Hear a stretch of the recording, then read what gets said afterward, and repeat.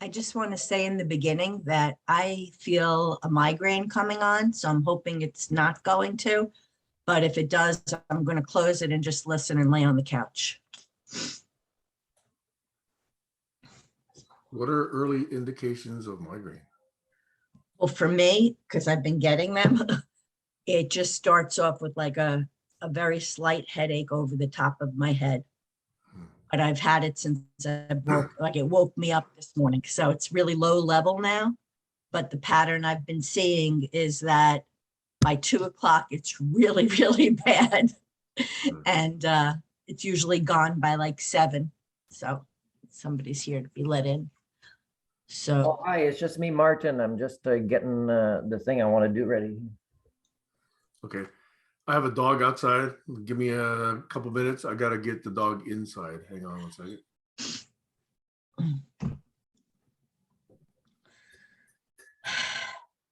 Barry, did you have a Seder last night?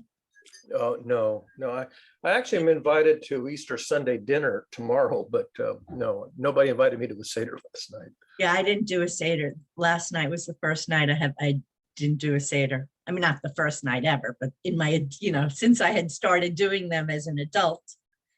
Well, do you have enough people to invite to have enough people? I didn't have the strength Oh, yeah. or See, the, I don't or the really desire.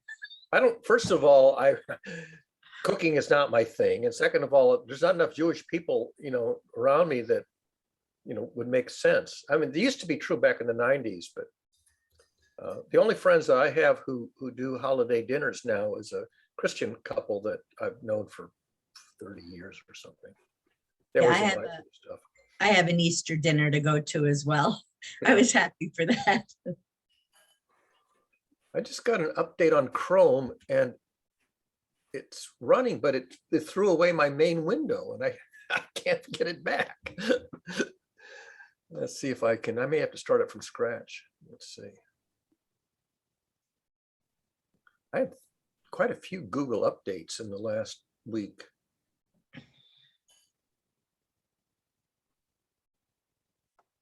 Let's try new window.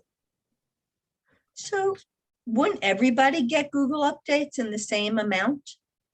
Well, what they do is on a rolling basis, they alert you when there's a new update, and then you get a little notification in the upper right that you have a new update available and do you want to launch it? And I just did. And right after that, I lost my main window. And I try to find my history. No, but my question is, if you were getting a Google update, wouldn't the rest of us also be getting it at the same time? Well, at the same time means within the same few days. Right, because I haven't gotten any. That's why I'm asking. Oh, really? Oh, that's interesting. Okay, so let me try again here. New window. Put it in the right place. Seems to have lost the history also, because when I try to recover the window, recently closed, nothing happens. The recently closed doesn't work anymore. All right, I'll go into Facebook, I guess.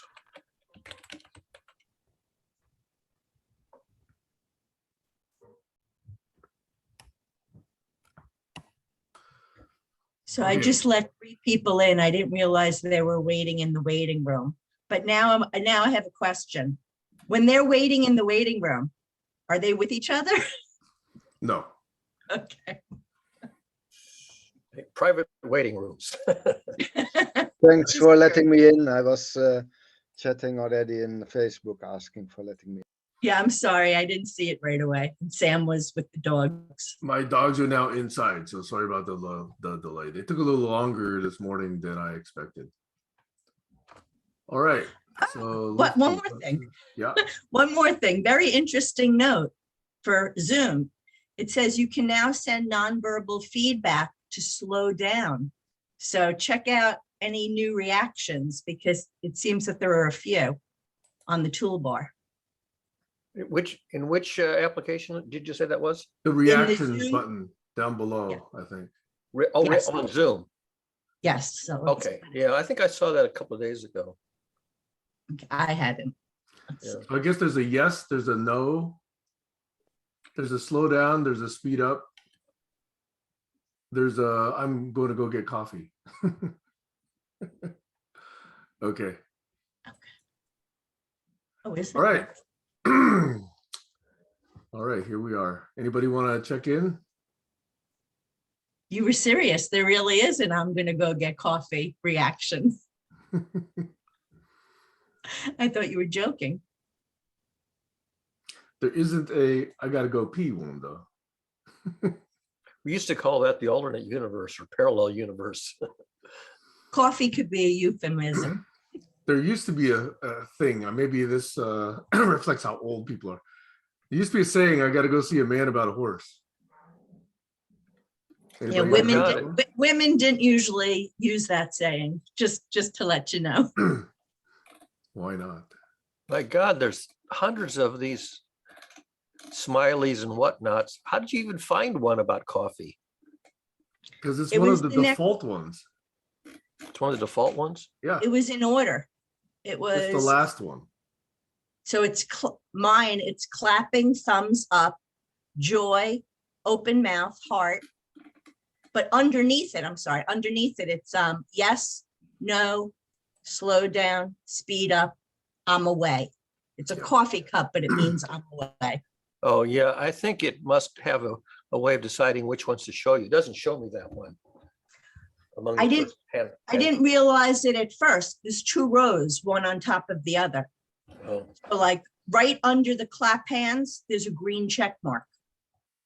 yeah, okay. In the And then bottom yes, row, yes, no, yeah, raise hand. Yes, no, show, slow down, speed speed up, up.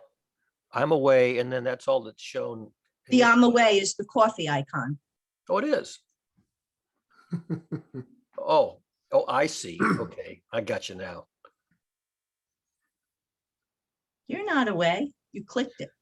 I know, I thought you said I'm gonna go get coffee, but I didn't realize it was just a picture of a coffee cup.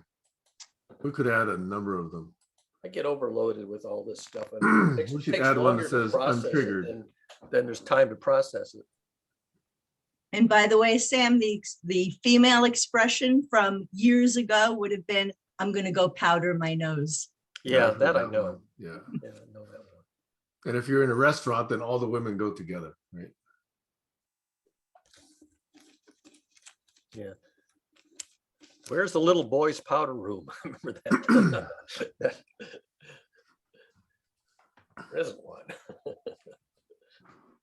I have to share a story. I'm gonna do a little check-in yesterday. I met someone today. Nah, not today, yesterday. And they have PTSD from a stint with the US Air Force.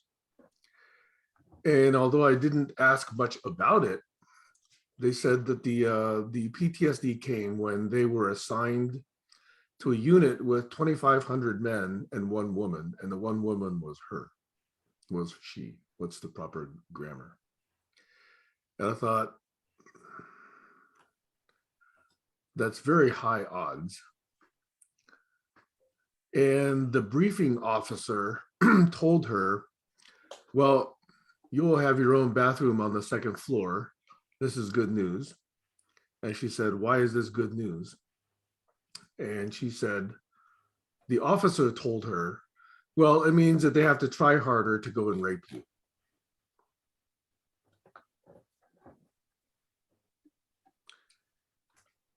And there were 15 women who were in similar situations. She eventually found 14 others.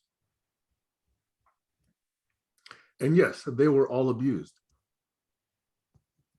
in the US Air Force. And this is a matter that is actually given in the orientation briefing to these people.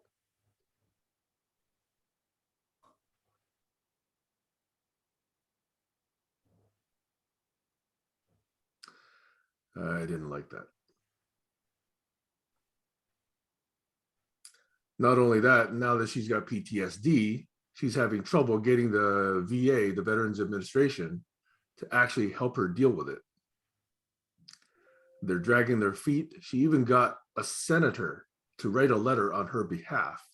And the VA still felt, we're just doing our own thing. We're not going to accelerate whatever we're doing just because a senator signed a letter on your behalf. Anyway, that was something I came across with yesterday that just said,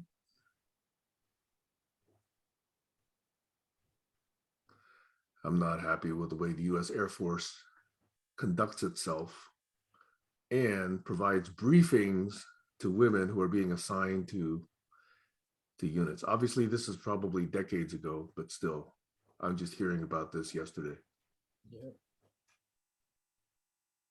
It was 30 years ago that a local police detective candidly said to me, the whole system is rotten.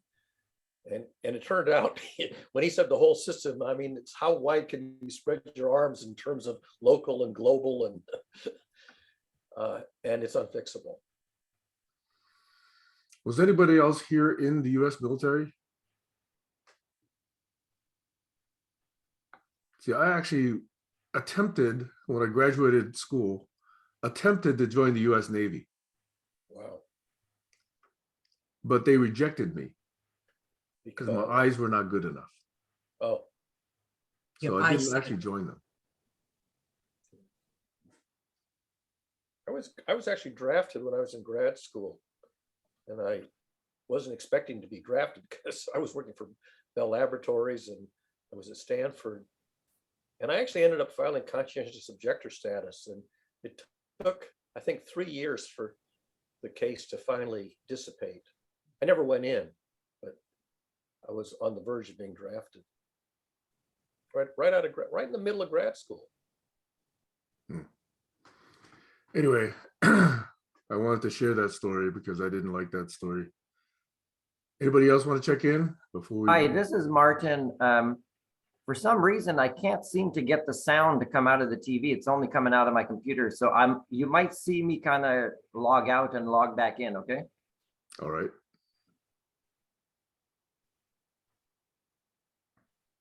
Oh, you don't have to wait for that. Just ignore me. I'm just gonna keep trying to solve this. Okay. Anybody else have anything to check in with?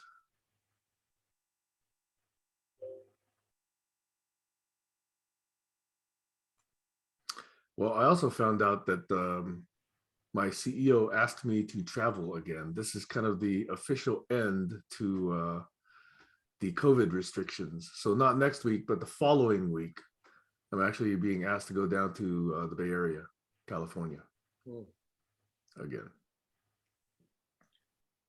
Is that going to disrupt your Saturdays? No, I might go early on Sunday afternoon, but I'll be back on Friday, late Friday. Okay.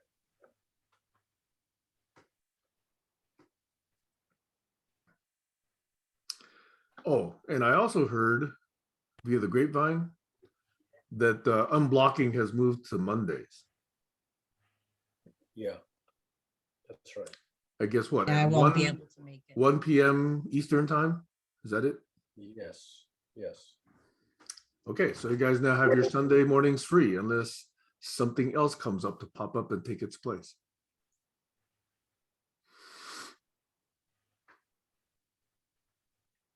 Which I'm considering. Do you have another Okay. theme in mind? I do.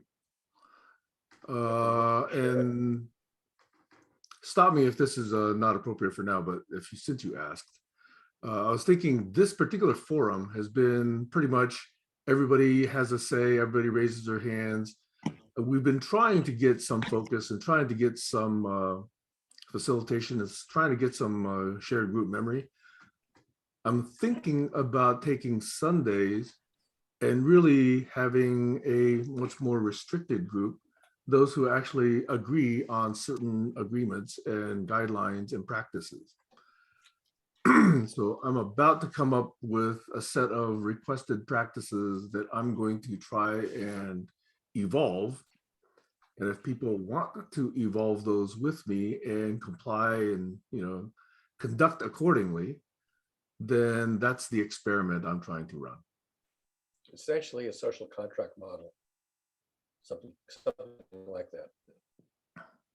Right. One that hopefully we emerge together rather than someone saying you must do X, Y, Z. Yeah. But in the notion that out of emergence, there are still little micro leadership actions, this is a little micro leadership action that's being attempted. I'm a big fan of social contract self-governance models. They're not very common, and they don't always work. You can get griefers in them that are very hard to get out, except by expulsion. Yeah, one of my beefs with lightness and light work is always this super optimistic view of humans. And I like to at least acknowledge that you can't have a set of practices or governance models without acknowledging the spectrum of behavior. You just assume that certain behaviors disappear in your new world is not an adequate way of dealing with it, in my opinion. Yeah. There are trolls and griefers and scammers, and they exist. Yeah. Alex? You're muted. Hi, I'm just thinking about what you said about acknowledging something that exists there and reacting to it or dealing with it. It's not acceptable to let it go. But some things that happen in networks are uncontrollable, or otherwise you just delete those people from the network so they're no longer an issue. If they won't conform to the protocols that are set up, they're not conforming, they're broken. But that's a very strict attitude to take. If you want to have an open network that accepts all comers, a la Dougie, you have to have no rules. And that's the recipe for what Barry would call chaos. A type of chaos that's not very orderly. Can we have some kind of orderly chaos that involves the metrics of all the colors and all the cultures, all the different cultures in the world, all the different spiritual religious beliefs, and all the different artists and the genres of music they create. Artists, there's some artists are impressionists and others are. So Alex, may I Yeah. respond to your main point? Yeah, I'll finish on that anyway, because you got the point, I think. Yeah, one of the very first insights I believe I got for myself is it's not necessary to collaborate with everyone. It's not possible even. Right. How do you collaborate with a foe? I that's think it your would be, classic- yeah. I think the principle of, oh, well, you should be able to collaborate with everyone is okay if I were immortal and had infinite time. like a deity. But I don't. I realize I have limited time, therefore I must prioritize. Yep. And I think prioritization is okay. Given Yeah, that finite we time. each have to decide where our time and attention goes.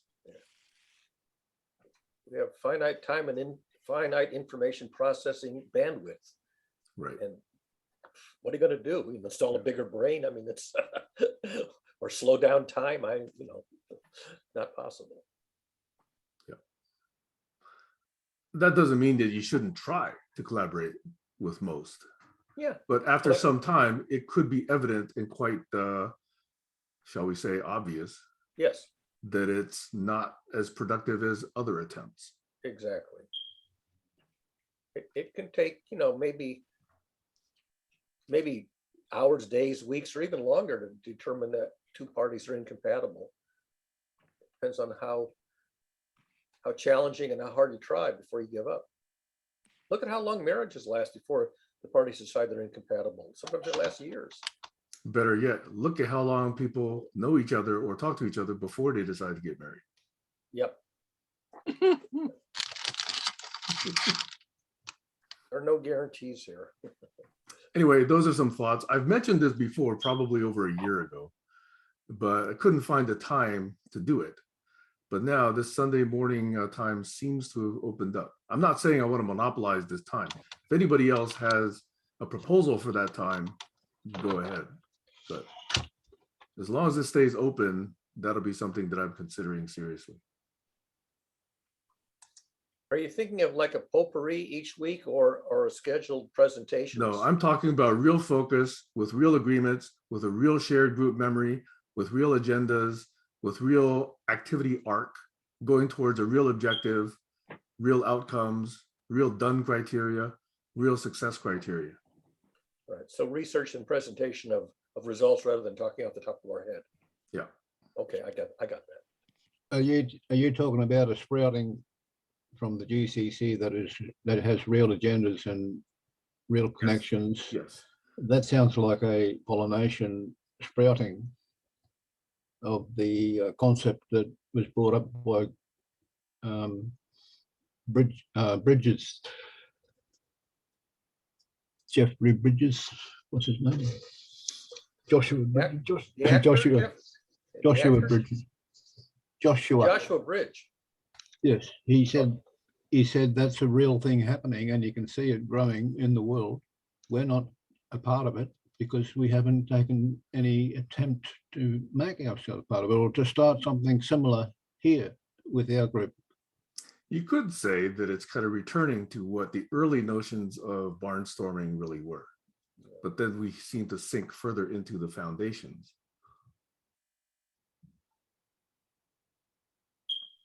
Barnstorming or barn raising? Barn raising. Okay. Yeah. These metaphors sometimes can leave me a little muddle-headed. Barnstorming seems more like, bombing. There's brainstorming, which is not the same as barnstorming. I'm not sure what barnstorming means. We can raise the bar. Bar storming is when people go to the bar after the game and cause a ruckus. That's a bar storming. But barn's got an N on the end. So we're building something to accommodate the thing we develop. The development we create is going to be accommodated by this barn we're building. Is it an open source private network, or is it a open source online internet network where it's visible to everyone, visible to the whole world? When they do a Google search, it'll come up near the top, like I did with Links Plus 2. That now comes up near the top. When I called it Links Plus without the 2, and it got buried in a whole lot of other links that are online called Links Plus. So the 2 made it come up at the top. It's Links _plus 2. I think barnstorming is a reference to aerial acrobatics. Yes. Yeah, it's aerial, flying circus, aerial acrobatics. Yeah, that's Typically barnstorming. with propeller biplanes, right? Right, that's like 100 years ago. Yeah. Open the back door. Okay, so anyway, I do think that if it happens on Sundays, it's likely to be less than 2 hours. It won't necessarily need the 2 hours. And it'll request that people actually get active during the week. And present something coherent, which shouldn't, if it's coherent, it can't possibly take 2 hours. Might be 20. I mean, TED Talks are like 18 minutes for an optimally coherent presentation that's very well prepared, very well rehearsed, very well presented. So after that, you've overloaded the ability of people to receive information. So just on first encounter, does that seem like something you personally would be interested in participating in? Absolutely. And I'm not expecting unanimity at all. Yeah. It'll be challenging to live up to the billing, though.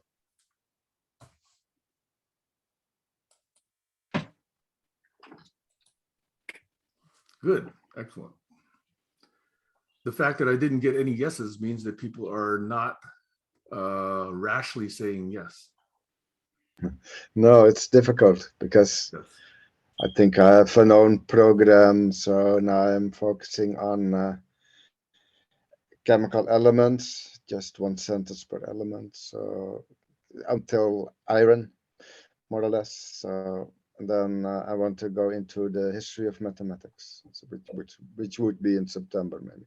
Awesome. Okay, Martin, have you solved your audio problem? Oh, yeah. Can you hear me okay? You sound like a slight echo is coming through. Just a moment. I'll show you what I'm doing so you'll know that I'm just going to focus on what I'm doing. Just a moment. I'll turn the camera on just a second. Now, are you proposing that you take at least an hour or so and present some ideas of yours? Oh, no, I'm not. Can you see me now? Yes. Oh, shit, I lost my needle. Here it is. Oh, I'm not doing anything today. Today, I'm just, being curious. But I'm leaving where I'm house sitting soon. So there's a lot of things I want to do. This is a motorcycle suit that I've owned for a long time. And I'm finally fixing the one pocket that's inside so I don't lose my wallet inside, and it goes inside this thing with no way out. So it's really hard to recapture after. So finally I'm doing this, and other parts that it needs repair. I'm not going to put a needle through it because it's totally waterproof. This thing, it's a one-piece thing with a zipper with a flap. And so I'm going to focus on that, not to kind of sting my, my fingers with the needle. It took me a while to make it go through. But after that, I'll have to find a glue to fix the other parts because I'm going to use the motorcycle a lot when I get back to my, semi-complete old motorhome that used to be a bus with a handicap chairlift on it. So I'm going to turn this off, but I'll leave the screen open so you'll hear me better if you kind of need my, to ask me anything. All right. Okay. Okay. No, I didn't answer your question about doing action during the week because I was searching for that link, that values link I just added to the chat. It's a Facebook group. Core values. Core values is action. So back to your question, Sam, about what are we going to do during the week that promotes the idea of barn raising or the new development or the new sprout or new project that's opening up before us. An opportunity to co-create and collaborate by adding people to the mesh. I mean, when you've got lines joined together and more lines joined to those lines, it creates more strength. The mesh grows by adding lines, and each point where the lines meet is a node, and a node is a token, a value token that is a data point on a network, on a mesh network. And if that starts growing, that'll be a great news for the GCC. Over.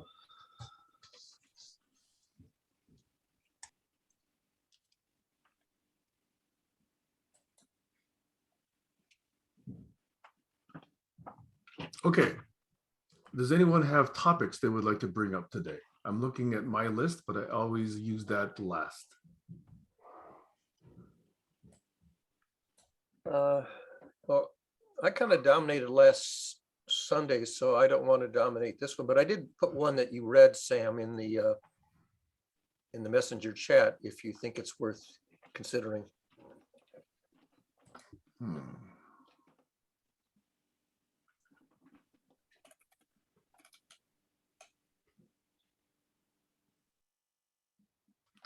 I don't see what. Oh, messenger chat, not the Yeah, Zoom messenger chat, yeah, or before the session. About an hour ago. Oh, this is the idea of rhomic and chaos and entropy. Yeah, the phenomenon of not being intentionally deceptive, but being so verbose and disordered in the presentation that it's for all purposes not a source of reliable information, in the sense that there's no deceptive information, but it's just flooded with irrelevant stuff that you can't pull out the relevant part. So do you have an example in mind? well, I'm not going to mention any names, but well, actually, maybe I will mention a name. I think Jordan Peterson is an example. He can talk at great length and sound perfectly, coherent, except that he rambles all over the map. And the metaphor that I use to characterize it is you take a box of unassembled jigsaw puzzle pieces, and everything in the jigsaw puzzle piece box is relevant to the picture that you're going to build.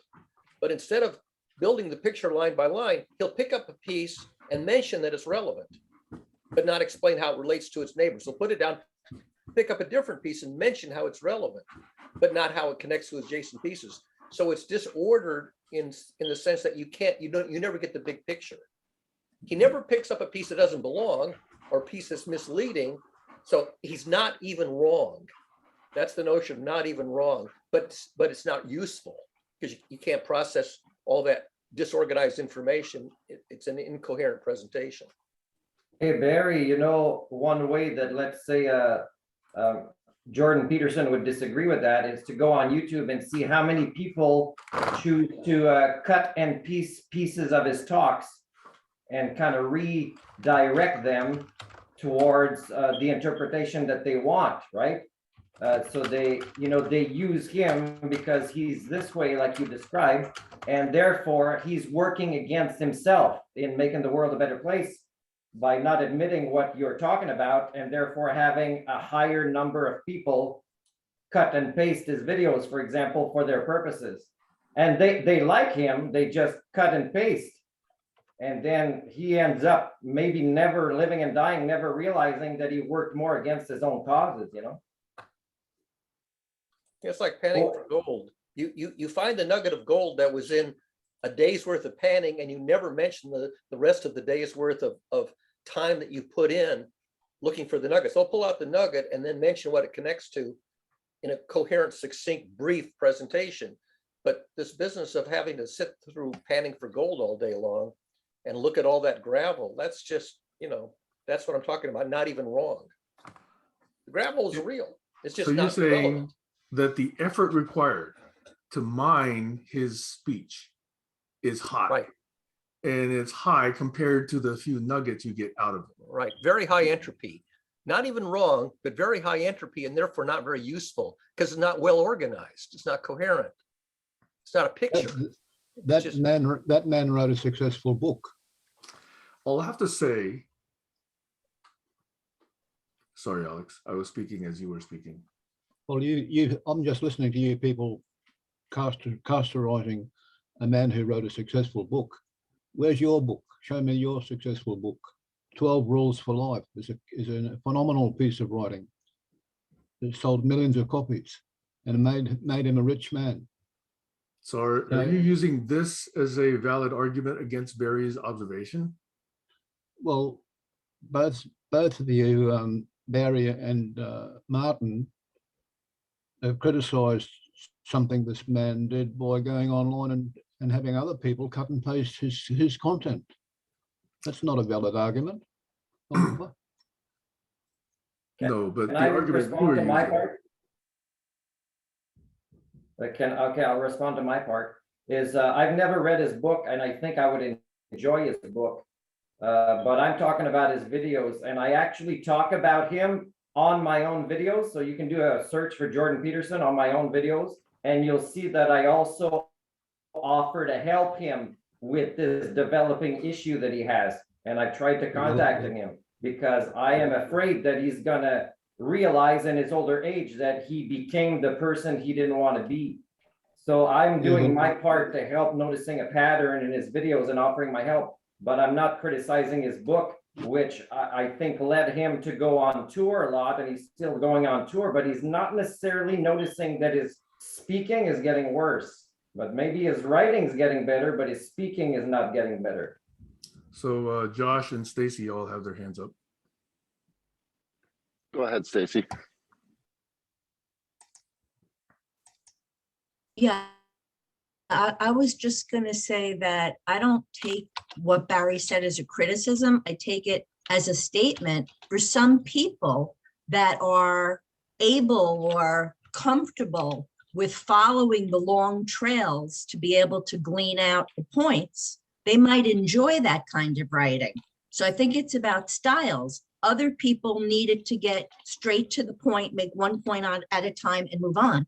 And I think that it's really important that we recognize that there's a need for both styles because people learn differently and people react differently to different types of speaking and writing.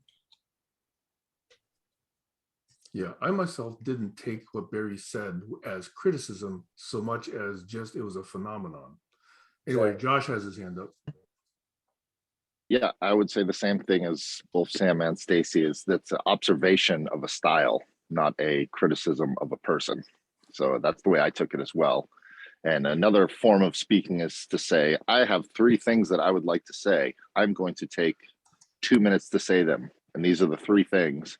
And that's very helpful when you learn public speaking. That lets your whole audience know everyone can follow different flows of thought, but right now it's a little early for me in the morning. I was up all night working, so I'm not quite as coherent as I'd like to be. But the one thing, I'll do 2 things instead of 3.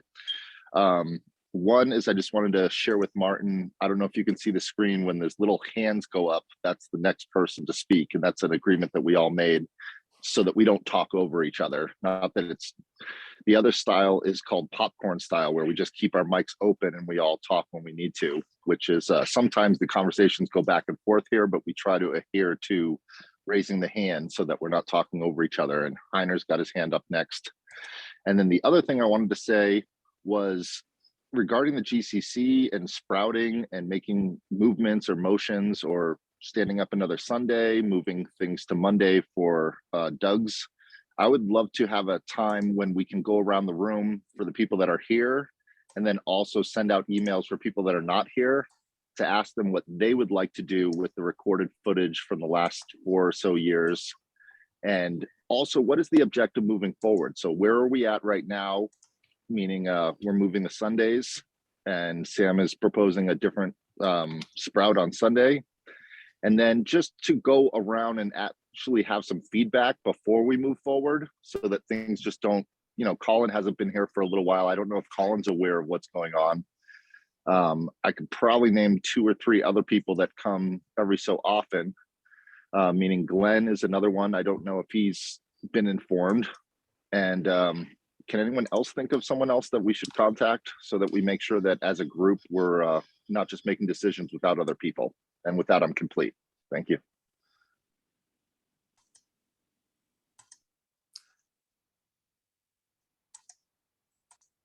Heiner? Well, I think we should discuss because Monday is very difficult for some people. But what I wanted to go back to is what Barry said. He gave us the image or the metaphor of somebody has a concise, terse idea, and he can put it in 5 minutes or 7 or 12, and the others are just throwing out pieces of the puzzle. And I just have to alert you or warn you that people have different puzzle games. And very often they show just the puzzle, but they have no grid for it. And you can really start fighting when you have pieces of puzzles which belong to different puzzles. And somehow the puzzle image might be close or a little bit different or very different. When it's close, then it's really getting tough to know what is the grid? What are you talking about? Is this really something? Is it worse to fight, or to really have everybody step back and think, what is a puzzle? What is a puzzle theme? What is a grid? And I realized that very often in peacemaking, people didn't realize they have totally different frames of references. So they're fighting for their piece in their imagined puzzle, and everybody is somewhere else. And I just want to follow up to what Josh and Heiner and others have said about the opposition of writing a feature-length book which has a ton of stuff in it, of which the reader may only be interested in maybe half a chapter. My model is to write very concise articles that are coherent. And Alex, you said, where's my stuff? You have on your Links Plus page, I think about a half a dozen links to very brief articles for me, which are my key contributions, my key insights, which you won't find, in sort of in a general Wikipedia type search, because you have to look at way too much stuff. So that's the answer.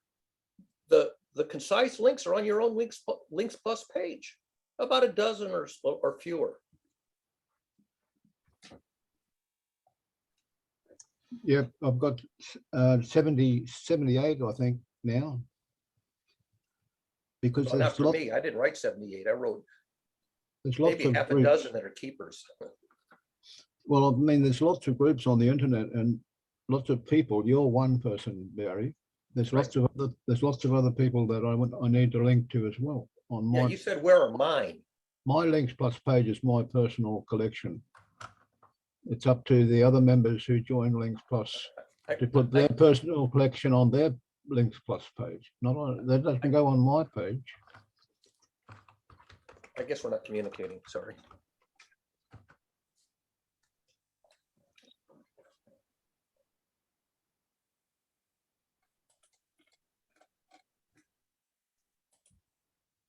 We're spreading the links.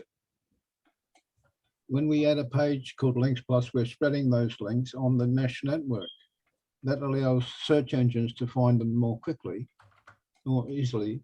The bots, the spider bots that search in the background, compare these links and they analyze the link content and the keywords in the HTML header. They look at that. The algorithm reads those words and checks the page content to see if they're relevant to what's on the website. That way, the search engine optimization of that website goes up or down accordingly. So people who put bullshit on their websites get marked down accordingly by the algorithm.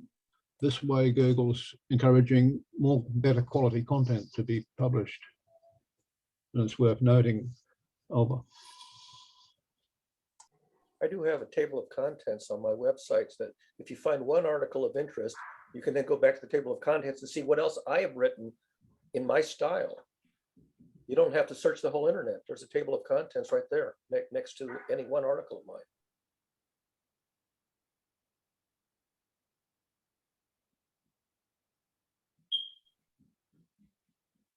So I've shared it before, but I just shared it again. There is a site called All My Links. And just for kicks, I put a few links up there. There might be a intro to the stuff that I'm interested in. It's just allmylinks.com/Sam Han. So there you go, Alex. Right. Better way to do it. Less of a hodgepodge, less gravel to sift through looking for the nuggets. Can you add one there to my links plus page? You can add it. That's not the purpose I of can't. the All My Links page. I can't edit somebody else's links page. Right. But when I add a link to their page on mine, I'm co-creating the mesh network. It's a virtual intelligence. The AI will find out about it. And the honeypot is what is showing us who's acting and who's ignoring these things, these Right. co-creation, collaboration efforts. Some So there are a people lot are of people ignoring. who have studied search engine optimization. I bet you Josh has, and I bet you a lot of other people have. Yeah. What it sounds like to me is you're talking about optimizing your stature when search engine optimization practices have been adopted. The question is, No, what keywords no, do you want?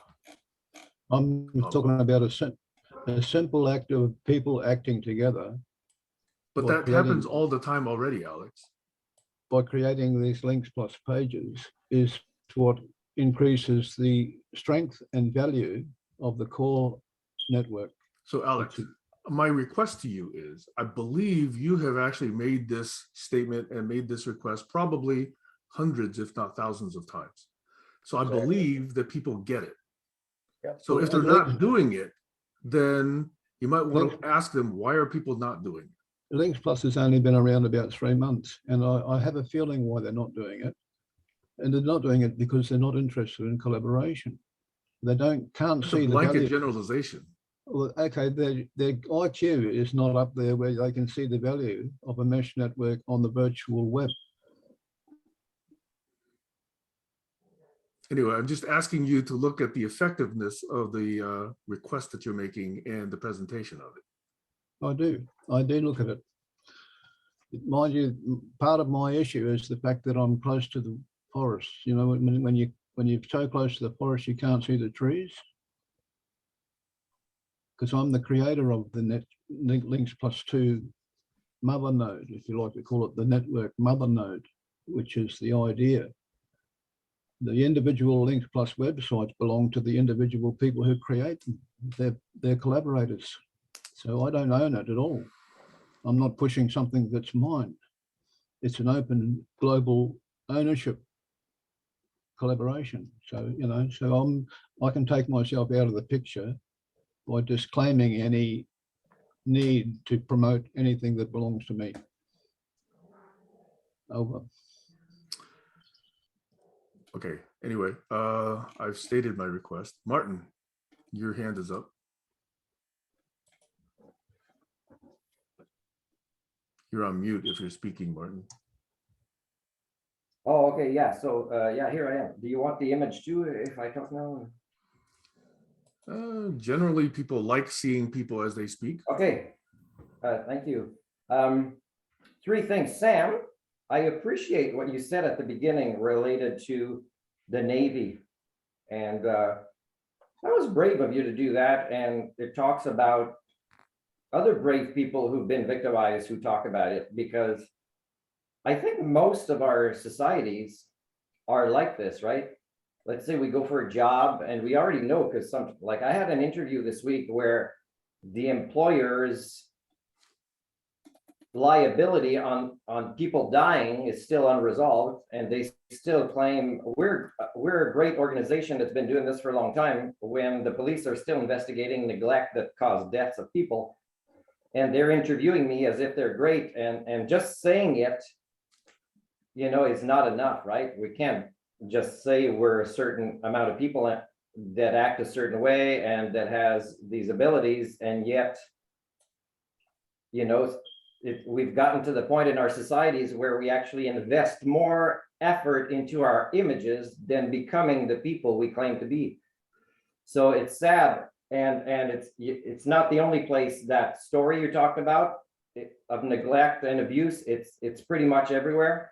So it's sad because it's the norm, and the norm, you know, of what's happening in GCC, for example, is we can see Alex got shut down by talking about it. And by the way, the last video we had last week, the version that I posted, which is longer than yours a little bit, Sam, if you want to look at it on my YouTube, because it's your picture that shows, not everybody else. When it loaded on my YouTube, Sam, it's your picture, is if you go at 2 minutes, 11 minutes and 30 seconds, Alex starts talking.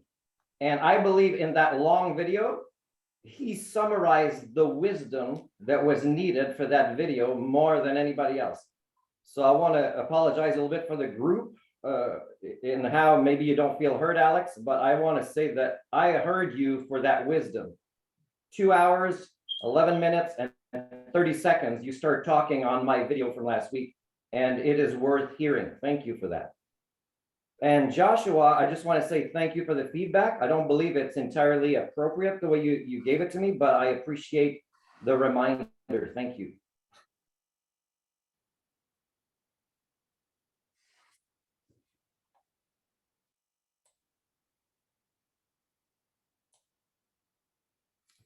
So Barry, I believe we started this because you brought up this topic. Right. And that was actually an example. So Alex sat through 22 hours and 11 minutes and found a nugget worth highlighting. How many people have the patience to listen for 2 hours before they find the nugget that's meaningful to them, and then reifying it?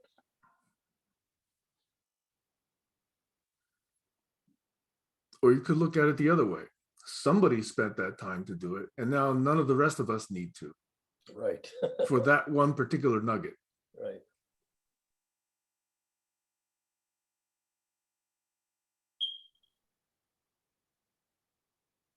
I did have something to say in response to your presentation of the issue, though.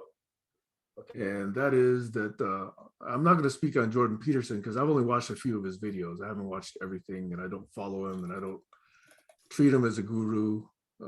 I just note that he's a social phenomenon. However, depending on the audience, the listener, or the conversation partner, whatever you want, the amount of work it takes for the receiver, the listener, to pick nuggets out of something that you utter or some very long monologue depends highly on what already is in that person's head, their knowledge base, their memory. Okay. So if the effort is high, like for example, I may not understand Jordan Peterson's common terms, mental models, etc. So it may be more difficult for me to understand certain parts of his speech. But I suspect for many people who've been following him for a long time, they're accustomed to the way he thinks. They're accustomed to the backdrop of a long history of ideas that he's already put out there. And they've probably already connected them together in some way. So the whole degree of difficulty, and by the way, I primarily start with the idea of complexity. Complexity to me is not just a phenomenon of some model or some statement or some literary work. It's also a function of the receiver, okay? So it often is a statement about the receiver more than it is about the actual model itself, in my opinion. Okay, so when people say we can't handle complexity, one way of turning that around, that is not identical, but it's one way of looking at it, is we don't have the tools, we don't have the skills, we don't have the capacity to understand the complexity. It's not that this system is, impenetrable. It clearly could be understood with some amount of effort. It's just that we don't have the tools and the skills and the capacity yet to unravel it. So you could always say, well, that's a problem of the system, but it could also be taken as an opportunity to improve our own capacities, our skills, our tool sets, our ways of collaborating, our ways of expressing, our ways of modeling. And I think that notion of complexity is often lost when we just take a look at systems and say, those are complex. It's giving us a static, fixed notion of ourselves and our ability to understand things, which I think is itself restricting. Over. Martin, you got your hand up. Heiner, you got your hand up. I didn't notice whose was first. Leftmost one is first. Okay, leftmost for me is Martin. Yes. Okay, hi.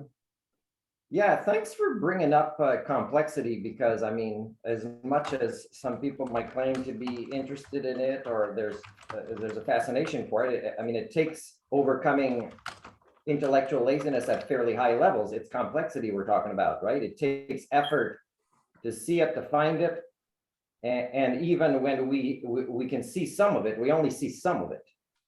Because the universe has been evolving much longer than our species has been in here. The other thing I want to say is another way to see the wisdom from 2 hours and 11 minutes. And by the way, I'm not claiming that's the only wisdom that was there, but I try not to have an ego where I talk about my wisdom or my favorite people to be talking with in a group or whatever. Is I noticed that was powerful when it came, and I believe Alex is worth listening to.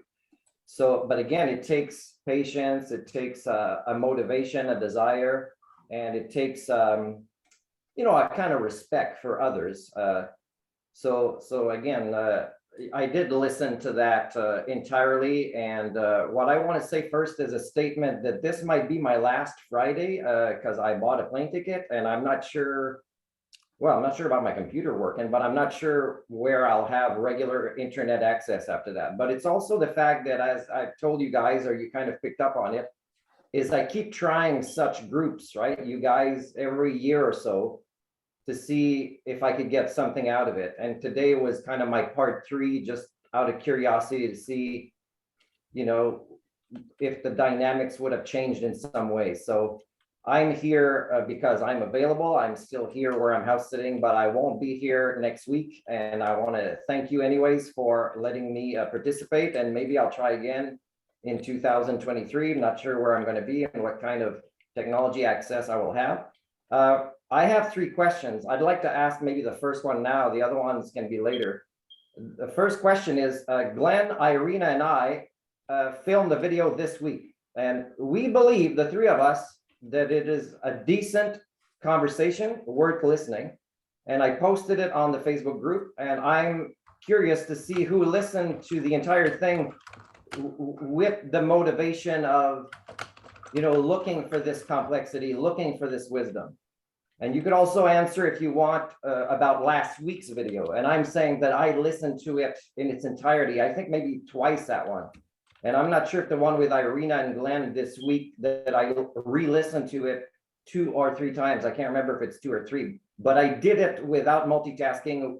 And when I wanted to go do something else, I pressed pause and I came back to it. So I devoted primarily my attention to these when I reviewed them. And yes, there is wisdom in it. I mean, you know, there's evidence of a lot of things we are talking about now should already be resolved, because the evidence is in these past videos that need to be reviewed. Over.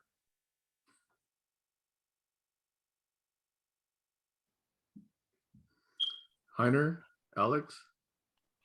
I liked your talking about complexity. And I think it is a matter of, if it's complex for me, it may be perplexing for you. And so it really depends, as was just said, on who is receiving it. And does he have the same grit and orientation? And I think I mentioned that before, but I find it very important that we are still here when talking about global challenges, that we are having a too narrow scope. When you remember dynamic knowledge repository of Doug Engelbert, then he said, these repositories change in time. And when you then look, this is all done only in one language, in English. What's happening in these repositories when they are in French and Chinese and Arabic, and not just German and English?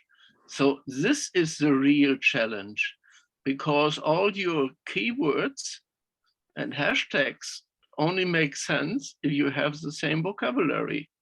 And so what I was recently stuck in was with the World Academy of Arts and Sciences, that they took out this switching systems of Dahlberg, which is a grid to integrate repositories or nomenclatures or coding systems. And this was developed further as functional classification by Anthony Judge, to really do something at least in 7 languages. And if we really understand that perplexity is very normal when you only see fog, but if you get the grid or the structure, then it looks very simple. And so in our dialogue process, we say dialogue is complex. And the issues in conversations and peacemaking are complex. We cannot make it undercomplex. We have to tackle what is. So anyway, I like this conversation, and I have to go now at the top of the hour. And regarding Sundays and Mondays, maybe we can see what's happening. But what Sam said, I think it's very important that we delve a little bit into what I just mentioned. So maybe somebody has never heard about the DKRs of Doug Engelbert. So this is so much knowledge in there, and we always ignorantly scratch the surface. So Heiner, just before you go, were you in unblocking when this change in time was announced? No? It was last Sunday towards the end. Yeah, I'm just curious, since I wasn't there also. I didn't know whether after the session that decision had gotten announced anywhere. Like, was it announced to unblocking or into GCC itself? Not sure, don't recall. I think I heard from one of you. Oh, he sent out Yeah. email. Didn't he send out email to at least a small mailing list? Maybe Everybody, the had- Sunday unblocking mailing list he sent it out to. emails were sent to everyone at the group meeting. Um, And I To don't know some who, subset. there could have been more he sent, I don't know. Let me just But- check. It'd be But curious different. why not send it to the entire GCC Facebook. Yeah, Yeah, Maybe the whole issue is still embryonic. It has to evolve when someone who is heading such a group or subgroup is saying, I cannot do it anymore on Sundays, and he makes a proposal, we should take it up as a proposal and see how it can be continued. It can be continued with someone else. It can be continued in a team. It can be continued on another day. And we have to really go with the leaders, lead, follow, or get out of the way. And if Sam says, I cannot do Saturdays anymore, then it's a datum, it's fixed. I'm And not then we saying can that, by the just way. see how to handle it. I'm not saying that, by the way. No, I'm just giving the idea. It is the same situation as someone else says, I cannot do whatever day anymore. Yeah. No, I was not there. And is this to be discussed tomorrow on a Sunday? Or, I don't know. so let's see what's happening tomorrow. he sent the email to just the 7 people who were in attendance last Sunday. Okay, Yeah, I can confirm. I just got the email. I just looked at it. So he's using Gmail. So I believe you can add people to it, to the group. So it's a Gmail invite so that other people can be added, and you have the option yes, no, or maybe for attendance. Yeah, subject invitation, unblocking at weekly from 1 p.m.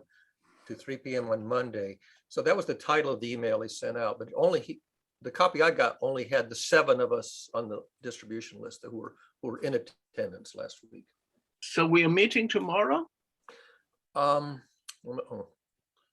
Bring it up again, because I think he gave the start date.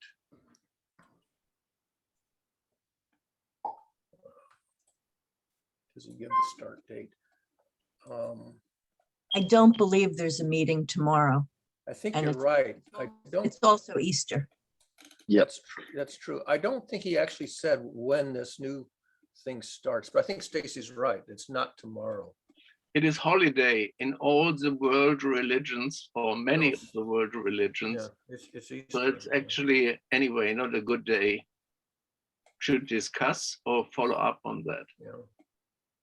Yeah, he doesn't actually expressly say in that email the start date. But it might be the Monday after Easter Sunday. Probably is. If I remember correct, I believe that's what he said. Don't quote me on that, but Yeah, I think That's it's what I going to be believe. the Monday after Easter Sunday. Okay, so let's see what's happening. Goodbye and good luck. happy holidays, Heiner.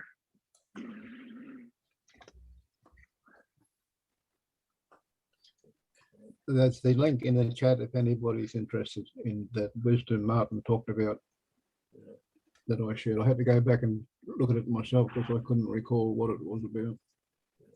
And it's simply an explanation of, well, you can watch it and you'll get it. Better to hear it from the horse's mouth than to me to repeat what I talked about. Great wisdom from the ages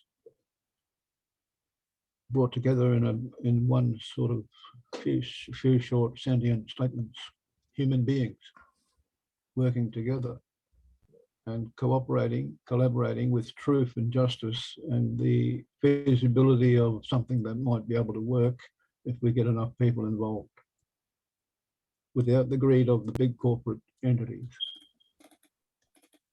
It sounds like a pipe dream, doesn't it? But it's now possible with the technology we have. Over. Anyway, just to reify, the main issue is how much entropy reduction was obtained through how much intellectual effort.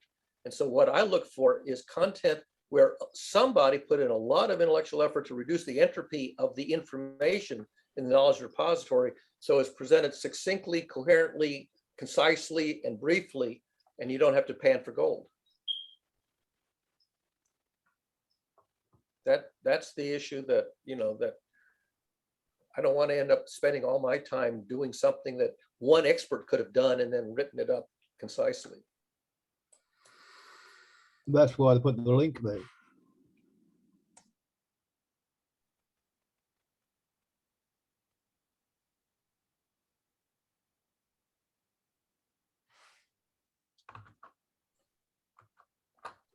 I don't think anything else has to be said about that. That's just the point I wanted to raise.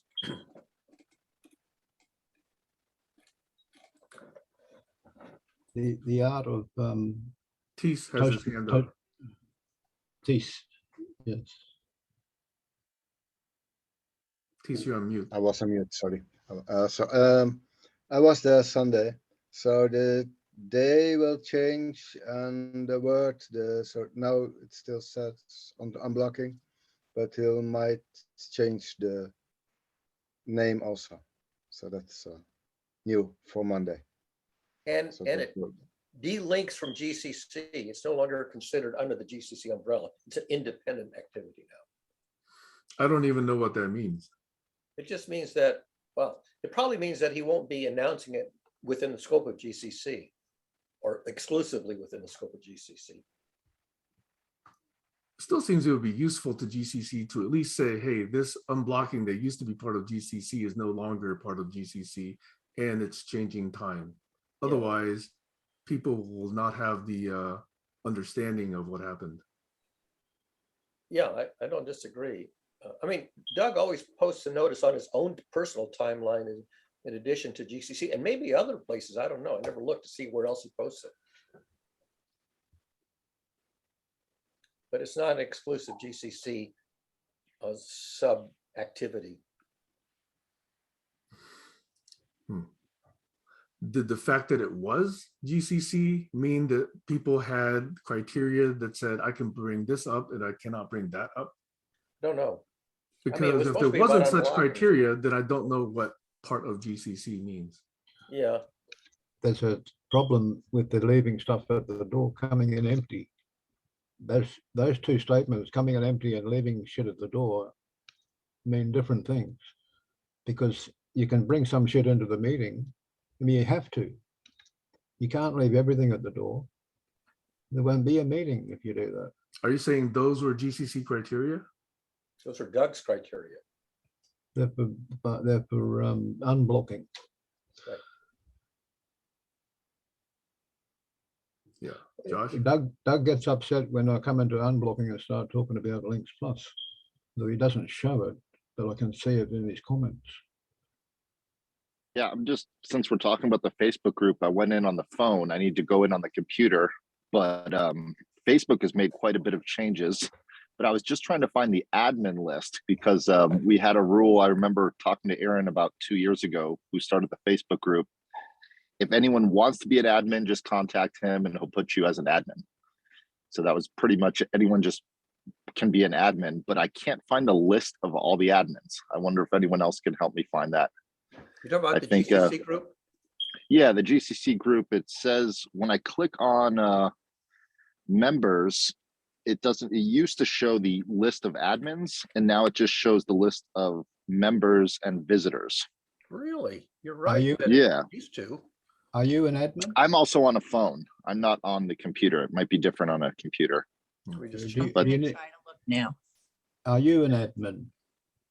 I was, I don't know if I am now. I'm assuming because I'm see there is a button that says Admin Assist, which is a new feature I've never seen. Assign actions for Admin Assist to perform automatically on your behalf.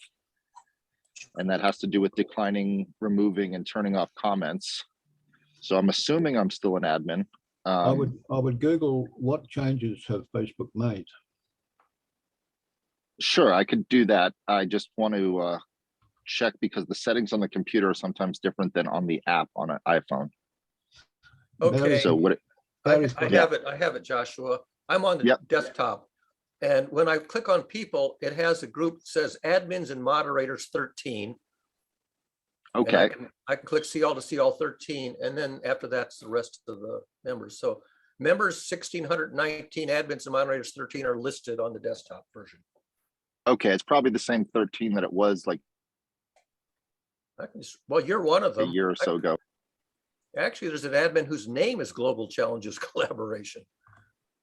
Yeah, Aaron Perlmutter, Amanda Jansen, Harry von der Velde, Sam Hahn, Carl Helbenstratt, Stacy Druss, Anna Harris, Doug Breitbart, Glenn Gasland, Joshua Bridge, Tammy Lee Meyer, Daniel Harris, and Global Challenges Collaboration are the listed moderators.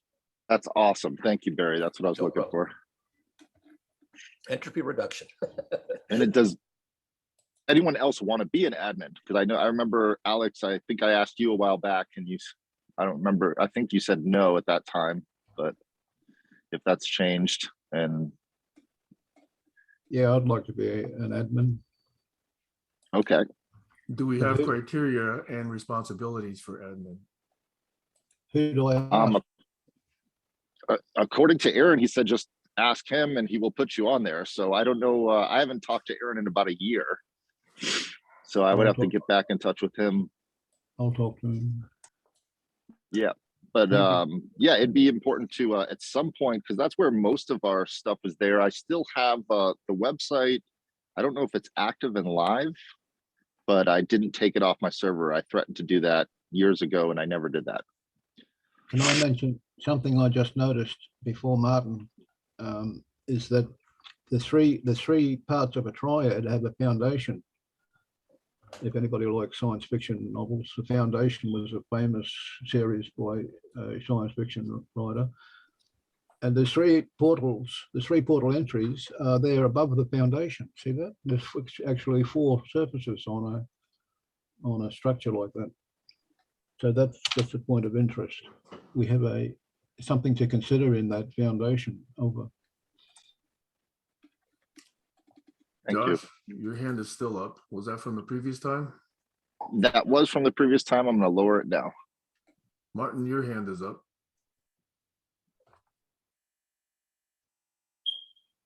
And you're on mute in case you're speaking.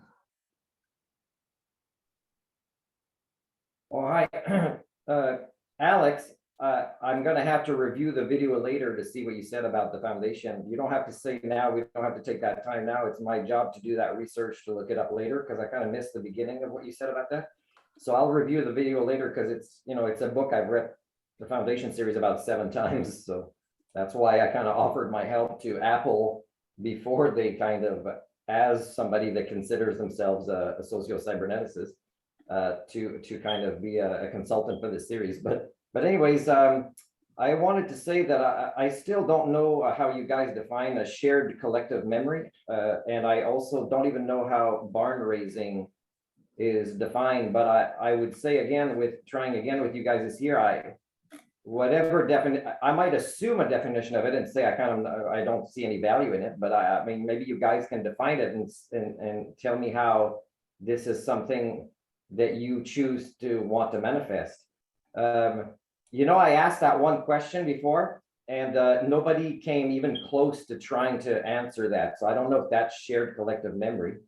And then I'm studying you guys a lot today. I'm going to try to be more curious and participate less. And I kind of find it very funny what is chosen as what to talk about or a topic when it's your turn to speak and what you don't decide to follow up on and how these patterns are evolving. And Glenn and I talk about this as if, the first 10 moves in a chess game leads to probabilities. And I told him, well, the same thing with life skills, which includes attending behaviors, listening skills of all kinds. Within 10 minutes, you can read where, the next 2 hours are going to go. So this is systems thinking information. I don't know if this is part of barn raising, but and what I wanted to say is, like, what if, reviewing the videos that you guys participated in, what if what you can get out of it is actually not a piece of wisdom that you've heard before, but maybe you still don't apply in your life, which is, again, something Glenn mentions in his own life, is sometimes insight hits you in the face, but it like a dozen times over the years, and it's only when you're ready that suddenly you kind of apply it. But I got to say that the most important thing that you can get in reviewing these videos is to see what you can learn about your own brain's functioning in how it manifests thoughts that are manifested in behaviors. And I tell you, that's not going to be somebody reading Jordan Peterson's book and tell you the best parts of it, because it has nothing to do with your brain, because that's what you need to study. And watching these videos again and studying the dynamics of this, for me, falls under systems theory. And so far, in this third meeting, I see no motivation for this group to partake in this behavior. So, it sounds a little bit like an attack, but the evidence of what I'm saying is available to you. Some of you posted on your own YouTube. So it's up to you kind of, how you want to keep going. And Sam, I think breaking down this entire thing and starting anew is better than just inviting somebody to go somewhere else. Because I've noticed this from the ecology of systems thinking to GCC, but nobody ever addresses the issues that Alex is bringing up, not just me. So again, you guys are stuck in these patterns, just like Russia and Ukraine for the next 1,000 years are going to keep restarting new wars. So I for me as a systems thinker, I can see these patterns, and they blow my mind when I see, how people define certain things, and the obvious is kind of there. I don't know what you're doing, Alex, with the microphone. It was funny. I'm stopped for now. Thank you. Okay, I think much of that is definitely valid and has been observed. There has been an experiment, in my own opinion, whether or not agreements and practices and protocols could emerge out of this relatively rule-free context, which has been hard to see. It's been hard to see that emerge. And that's why I am trying to create something with a little bit more structure. Doing it here has been difficult. People have gotten used to this form of communication. And so that's why I'm trying a different format in a different time. So your observations are quite valid from 3 visits. Now, if you actually were part of many, many more, you would actually see much more going on. But from 3, it's valid, in my opinion. Alex. Yes, everything is valid. And now this is a part of the value that brings me back to the GCC. And the song I was singing without the microphone was the Neil Young version, my version of Neil Young's Hey, Hey, My. Because I've got a version, I've got the chords and that sounds great on my guitar. So I'm making a YouTube clip, and the lyrics say, Hey, Hey, My, GCC will never die. There's more to the picture than meets the eye. Hey, hey, my. That's one verse. So there's more. I'll add more as I go along. But it's a parody. I'm actually doing a parody, as Barry suggested I try, and adding my music to it. And that'll be a hit. Over. No, it won't. It might be a hit. I have no idea how many people enjoy my parodies. Not a clue. See, speaking for myself and just for myself, I'm having trouble understanding how that relates to what was actually already in the room. I have a simple mind. I'm looking for simple connections, and those more complex connections take a lot more exploration and imagination on my part. And so I'm trying to figure out whether then, once I come up with something, was that quote unquote the intended connection or not? And so this is the simpler it is, the more likely I am to understand it. And the more obscure, then the more I question whether or not my connection was made correctly. Yeah, that's the Doug Hofstadter semantic network. Where does that item fit into the existing semantic network? And the answer is, I can't figure out where to park it. Right. That's what I have as issue with it. I see my vision of the future, and then it's got to be compared to everybody else's vision of the future.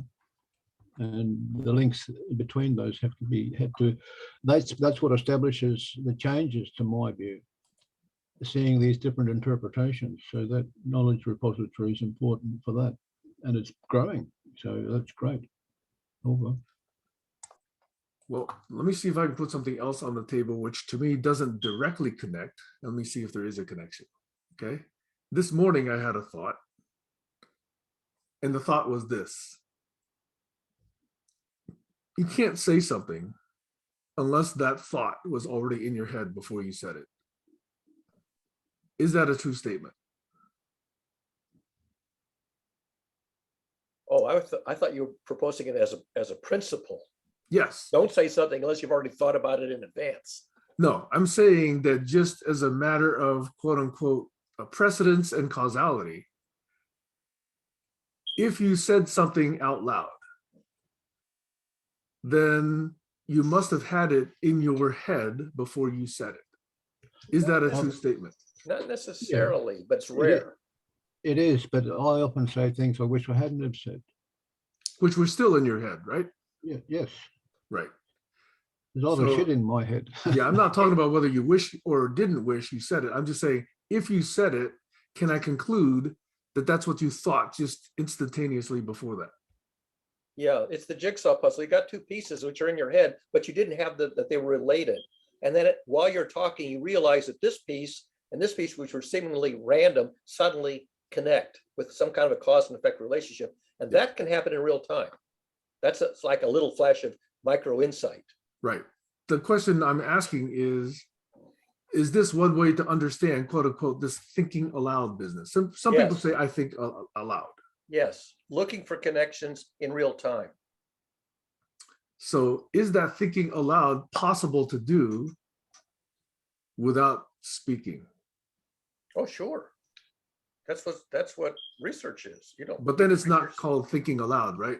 So I'm just Yeah, well, saying, is yeah, that yeah. still possible for you to actually make these connections without actually expressing them verbally and using airtime?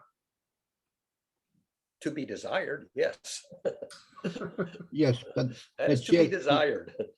Think about it beforehand before you start rambling on about stuff. it's possible to think about it without saying it in real time, but it won't go far unless you verbalize it and have other people, the receiver's got to receive the message. Otherwise it's isolated. That's Right. communication. Communication. If there is a a receiver, skill. that's true. But many people who I observe think out loud are their own receiver. They're thinking to themselves and they're speaking to themselves and they're hearing themselves. Exactly. But they won't do it unless they have a live audience, which is annoying. Right. The issue is not who has it or who thinks it. The issue is the value of the thought important. How But important who is it? determines that? Everyone, the vote and the whole group. Okay. So I'm going to give a reason for why I brought this up. Okay. And this is that Barry previously brought up the issue of this low signal to noise ratio or low nugget to noise ratio. Okay. And I wanted to commend to someone who is actually not here. So I'm actually going to name that person by name. Okay. As having heard that observation and adjusted their behavior accordingly. You guys have a notion of who I mean? Tammy. I do. Colin. Yes, I am actually commending Colin because I'll at second some that. point I did say, hey, Colin, hey, the nuggets that I get from what you say are few and far between. And it's particularly hard because many of those were not complete sentences. They weren't even grammatically correct. They weren't even spell checked. They were just like streams of consciousness. Yeah. And after I made that observation to Colin, he really cut down on that style of communication. Now he's cut down so much that he's probably not even present very much anymore. But for a while there, he was present and he did adjust his behavior significantly. And I did observe that. And obviously so did I. So these observations can be taken to heart, can affect behavior, but it's only on an individual basis, it seems. Yep. Individual coaching. If I didn't come and talk to people online in different groups, including this one, I would be more and more isolated in my own world of silence. And that's depressing and sad. Over. That's interesting to me. I'm speaking because there's no other hands up. Because there are memes floating around the internet that say a person who's truly comfortable with their own self, sitting by themselves with no one else around. Right. That's someone who, I don't know exactly the words they were used, but the implication was centered or powerful or content or happy, all of those things. Which, if you're actually constantly like agitated or anxious, this is easy for me to say, Alex, I'm not trying to be a clinician. I'm not trying to be judgmental, but I'm just trying to give you an alternate frame in which to think about being on your own. That's a good one. There's another side to it. Mighty ships are safe in the harbour. That's not what mighty ships were built for. So I've got to get out there in the world and listen deeply and communicate with others to share this knowledge over. In science, we have peer review where you've thought about something as well as you can, and then you bring it to a peer who's going to find the gaps and errors in it, if there are any, and help you confirm that you've created a coherent concept. And most people are not scientists, so they don't function, with that protocol. They'll either go to a shrink who you will pay $125 an hour for them to listen to you and then figure out where the hell you're screwed up. Or if you're lucky, you'll have a coffee clutch friend who will sit there and have coffee with you for 3 hours once a week and just be a listener while you do this thinking out loud process. It can be abusive if you expect somebody to do it without their consent.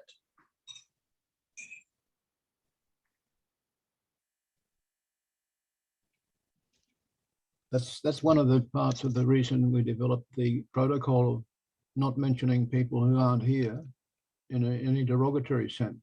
You can say good things, but if it's not worth saying, don't say it. If it's something derogative or negative, and they're not here to respond, don't say it. Leave it till they are in the group. Well, that has been proposed. I myself am always very vocal and explicit that I don't subscribe to that protocol myself. I reserve the right always to criticize and talk about Donald J. Trump and his ilk. Somebody who's a fraud, somebody who's goes around defrauding people or scamming people. I think. Yeah, but there's many of them. Tucker Carlson, Mitch the Turtle, a bunch of them. Yeah. Rachel Carson. They're public figures too. Right, that's a big difference. Yeah, you can write a story about a public figure.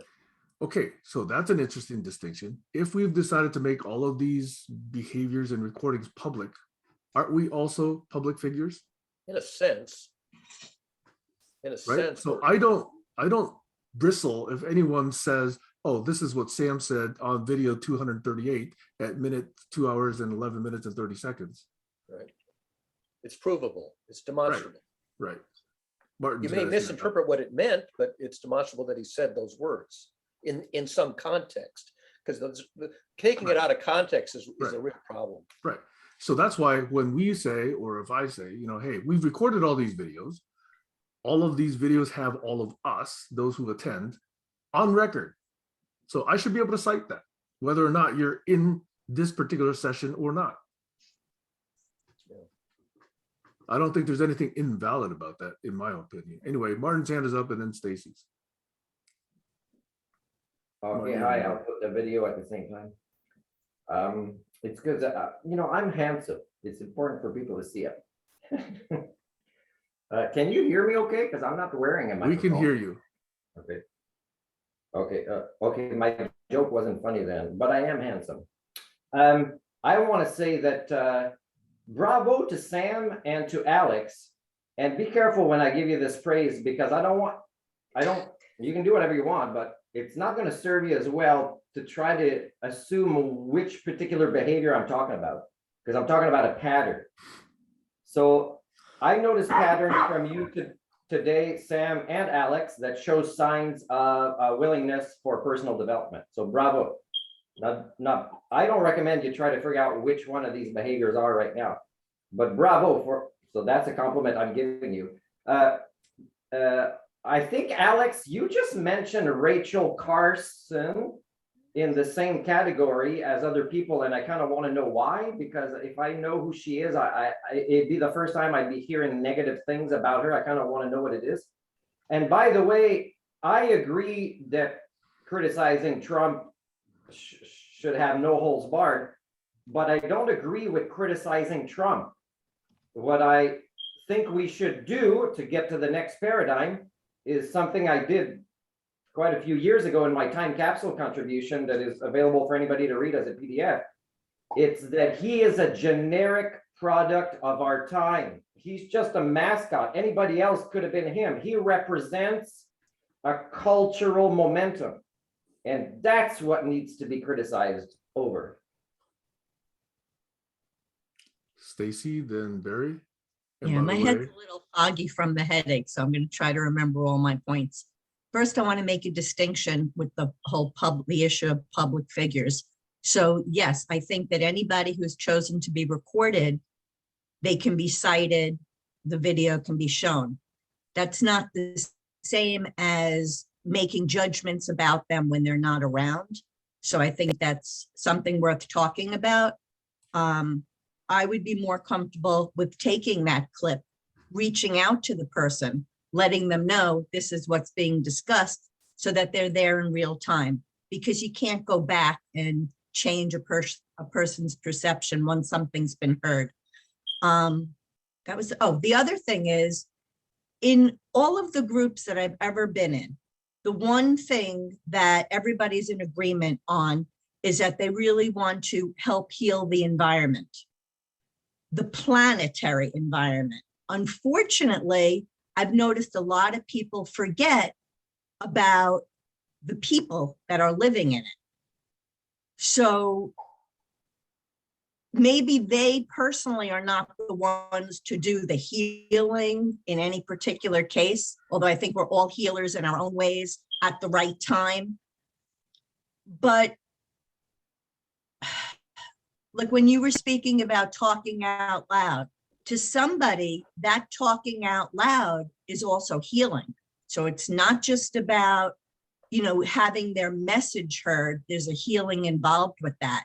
And yes, like Barry mentioned, when it is thrust upon you and you haven't accepted that invitation, that is, I don't even want to use a form of violence, but I will say that is a form of crossing a boundary. I'll say it like that.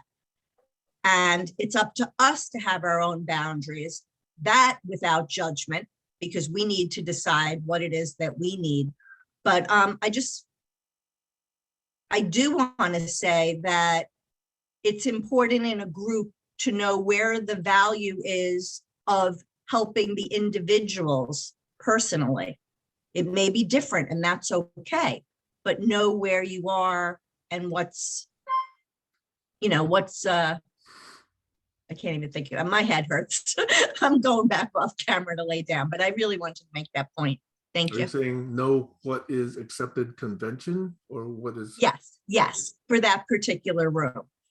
Like sometimes Barry said, you meet with somebody who's a friend and it's more like over coffee and you listen to them talk because you recognize that they need to speak. sometimes if you're in a working group and someone keeps interrupting the flow because they have like a need to be seen, it's a little trickier how you deal with that. Because I think that there needs to be a middle ground between sending somebody away, go away, there's no room for you, or figuring out how they can play a role in the bigger group in a way that serves them, but doesn't become an obstacle for somebody else. That's, to me, the biggest challenge that we face. If I can sharpen up the point that Stacy and Sam both made in their last two remarks, I have a practice which not everybody knows in advance, although it's not a secret. If somebody opens an unsolicited communication channel to me, somebody that I don't already have a relationship with, I will politely attend. But if they do not negotiate with me mutual terms of engagement, including an agreement to remain confidential, if such an unsolicited channel is open and the person becomes abusive or aggressive, I reserve the right to publish the verbatim transcript in its entirety. And I've done that a few times, and people have taken umbrage at disclosing a quote confidential message, which wasn't confidential at all. It was unsolicited when it came in, and we did not negotiate mutually agreeable terms of engagement, including confidentiality. So that's my policy, and that goes back something like 30 years. It's not a secret.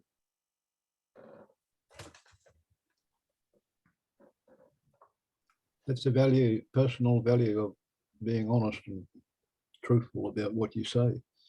Goes back to Sam's idea of, are these thoughts in our head before we say them? Are they in our heart before we say them? Are we thinking with loving thoughts?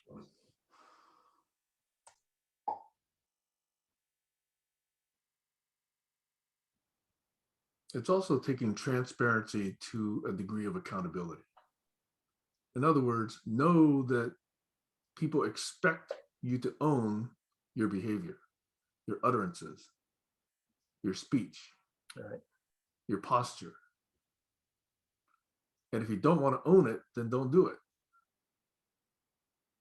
is my preference. yeah, you own your own words well. That doesn't mean I'm perfect. I'm far from perfect, okay? There's a lot of very shameful things that I've done that are on public record, okay? But that's me, and I own it. So it's up to me to not do that in future or in the present. But the fact that I did it, yeah, that's public record. I shouldn't try to hide it, in my own opinion. Martin's hand is up. Sorry, guys, I'm participating way too much for just wanting to be an observer. A communication style that should be with all adults is when somebody makes a statement, is we can ask questions like, oh, wow, where is that coming from? Are you willing to stand behind your words? And let's start by asking you what makes you think this or feel this. And if the person is not at the level that they can say, well, I've noticed this happened, this is the way I interpret it, then they know, that they have a level of accountability where it's okay to take a statement with that person over time when they prove this level of accountability a bit more seriously. But if somebody always refuses to say why they're very firm in a feeling or an opinion or a thought, and they can't even provide, any kind of evidence or objective observation of events that may or may not include them, then, it's up to us to decide if we want to spend time with a person like that. But I would say, oh, I'd love to hear more, and let me know when you're ready to provide examples that led you to think or feel this way. And these are kind of adult behaviors. I don't know if I'm talking too loud. I don't want to wake up Stacy. And Stacy, you do not have to reply. I'm just teasing you a little bit, but I want to praise you, Stacy, for still being here today and for sharing at the beginning that you're going through this unpleasant physical experience. Sam, You know, one of the ways maybe I could say that you're showing some pretty nice signs of taking, you know, like the road less traveled or different path is you're talking about the different group. And what I want to say to that is the same thing I would say as a simple statement to say why I think immigration can be good. And it's the same thing I've been saying for years is if people leaving a country leave the bad, bring the good, don't take our bad, only take our good. But this must be done transparently. And they must enter a society where we are comfortable talking about what our good and bad is. Then this is a positive impact that can come out of climate emergency with mass migrations or because of wars. But again, Canada and no other country I've ever studied their immigration center and cultures, much like the first one I did was Norway, actually. And it was very interesting how everybody was supporting me. Good luck with that. And yet everybody was stagnant in the crash of their, and yet they are going to be part of these mass migrations because of climate or, you know, economic or political distress. So Sam, when you start a new group and you focus on wanting that group to succeed, is you have to focus on your own personal development to succeed, because either the group fails, but you succeeded in your personal development and it was noticeable, then the responsibility of a leader was achieved by you, right? But if the rest of the group did not bring their best, leave their bad, then you know through these public viewings that your progress was measurable. So always keep this in mind as you enter, that you know, this is a chance for me to role model my growth, you know, and part of it is empowering others as well, right? And Glenn is pretty good at that, by the way. The other thing I wanted to say is, if you guys want to attempt to answer my first question at some point, then I would go to maybe the other questions. But right now I'm gonna maybe multitask and go start preparing a little bit my breakfast. But the speakers are very loud and I'll hear if there's anything related to me or the topics when I'm doing that, okay?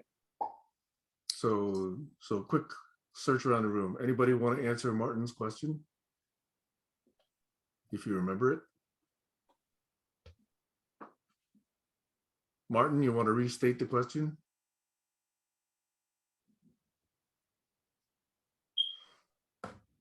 Maybe, maybe not. Okay, I'm here. Okay. Yeah, so the question is, how many of you present here, Colin's here right now, Joshua's here, Stacy, I don't want you to wake up if you're starting to fall asleep for this. You can just send me an answer if you want later. You don't have to. If you're really going through this, then take care of this first. Thank you. So the question was, how many, because I've noticed that I post most things I've noticed on the GCC Facebook, and I would say maybe Sam is the second one. And then there's a third person I can't remember now, might be the third one. And that's in the last month or so, I would say those are the patterns. So what I posted is you would see Irina's face, some of you might know, and then you'd see Glenn's face, which I would say most of you know, and me. So, and one is a screenshot of something funny we did, and the other is the video. So how many of you watched that video in its entirety with the motivation to actually be paying attention to it? And then how many of you also watched the one from last week that you were involved in or that you missed, seeking whatever wisdom you could get, either about your own brain functioning or whatever topics you might be interested in? That was a question. Okay, thanks for restating the question. Anybody want to answer that?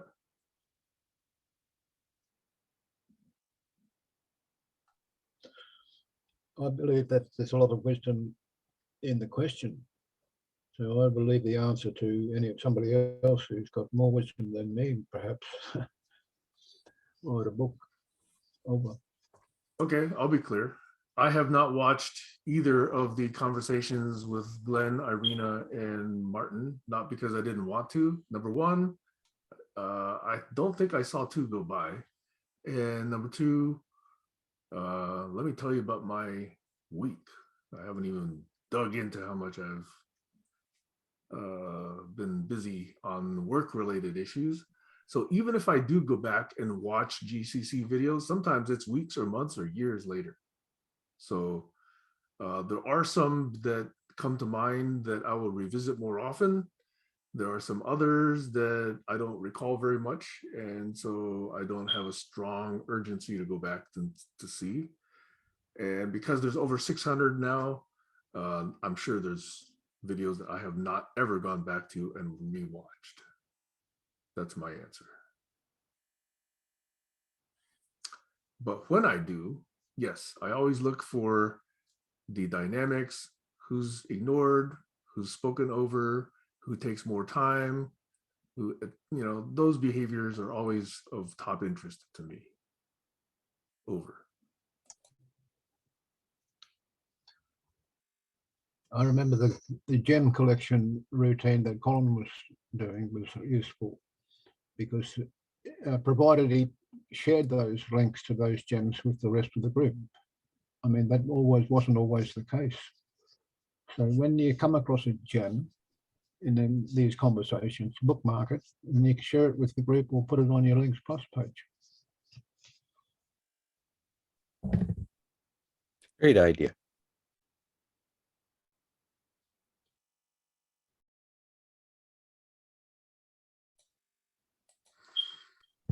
It's part of it. It's part of the real-time investigation, right? How do we deal with the flow? And transparency is important so that other people can follow along. I think, if that's what you're looking to share, then you have to be transparent.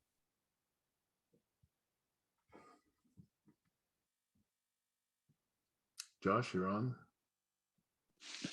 Thanks, Sam. I just had a crazy idea when we were all talking is to put the GCC into syndication.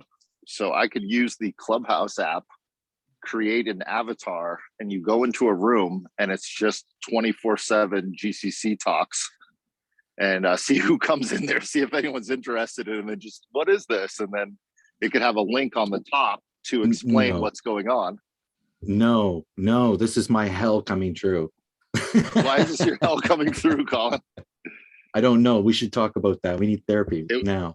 Yeah, it could just be the voices. I don't know. Anyway, it's just an idea that that would be interesting. It's not an AI processing, but actual real people. And if, 2 or 3 people came into the room, but I've seen that done on Clubhouse before. And believe it or not, you'll go into a room and there's 80 to 100 people just listening to a transcript. And they also changed the whole entire platform of Clubhouse over the last 3 months to be a podcasting platform with replays. So you can go back now, you just press record, and they changed the whole dynamics of how people interact. Yep, So yada. It's more of a record. It's going to become email. Trust me. It's a creator content space at this moment in time. There's still some new people coming in, but it stood up your club or created a space for people to meet and regular meeting times. It's not as easy to do that as it used to be. But I just think that would be interesting to have the audio go, because I could set it on a computer on the side and just have the audio running on that computer, and anyone that comes in, and then you could turn people from the GCC live could come into the room, press mute on the audio, and have heard me from the last 400 hours. Anyone have any questions? We'll be holding a meeting on Monday or Tuesday at this time here on Clubhouse, and come back to your regularly scheduled program. Anyway, just an idea I had. I'm bringing that up. No, I think that's one of the ideas that has always been possible, given that we have these thousands of hours of record.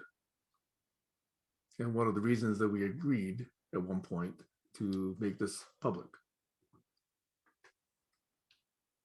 Why don't you do that on Clubhouse, and I'll do it on YouTube Live. Sure. Or we could do it on multiple channels. I think nowadays with the, sorry, I hope I didn't cut off Alex. Sorry, go ahead, Alex. No, I'm just thinking that the days of radio were good when then television came along, and we want to go back to the days of radio, because Clubhouse is all text or talking. You don't see other people's interactions and mannerisms. Yep. Go ahead. Gems would be great. I mean, if you can bookmark a gem on Clubhouse and then publish it on the Clubhouse Gems page, or syndicate it somehow so that people can get access to gems rather than go through thousands of hours of Clubhouse chat looking for it themselves. We need a Collins tool on Clubhouse. Collins Yeah. mapping research engine. Over.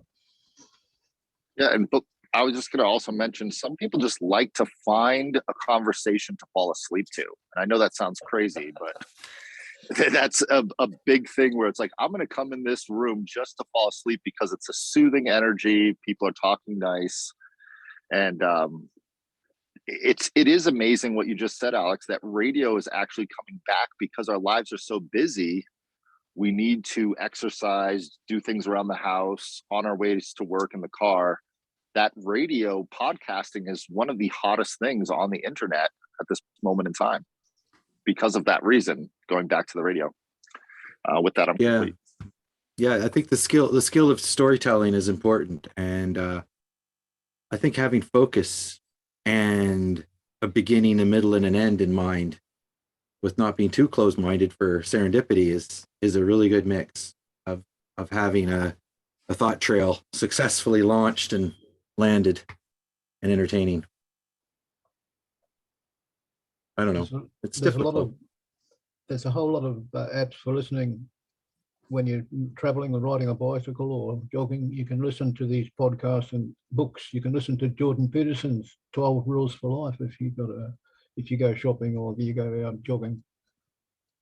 Earbuds and a smartphone, all you need. Over. And the link, of course. Over. Okay, I'll go. This probably is my checkout since it's close to the top of the hour. But I will entertain this idea of a second forum, but on a completely separate motivation.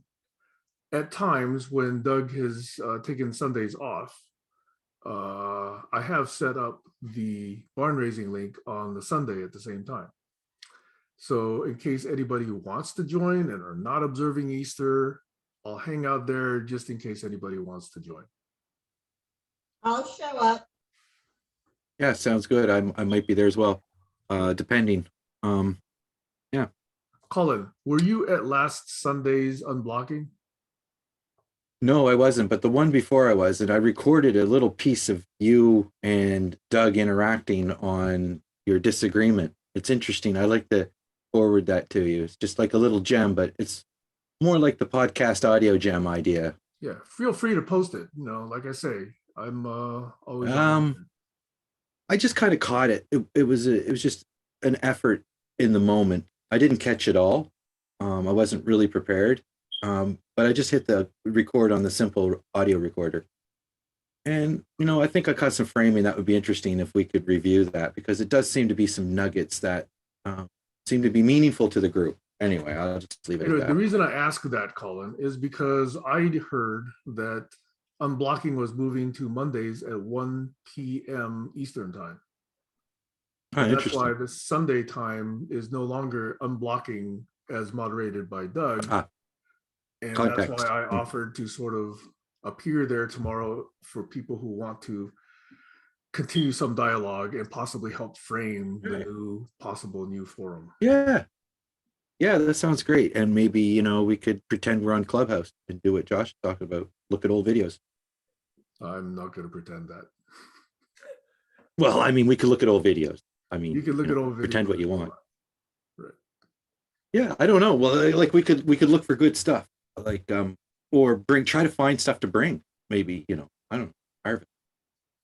Well, speaking of that, some of you may have heard that 1 or 2 Saturdays back, I did say I'm starting to use GitHub as a knowledge repository. So I have 4 repos there now. I have one repo that represents the actual GCC submission made on September 30th of 2017.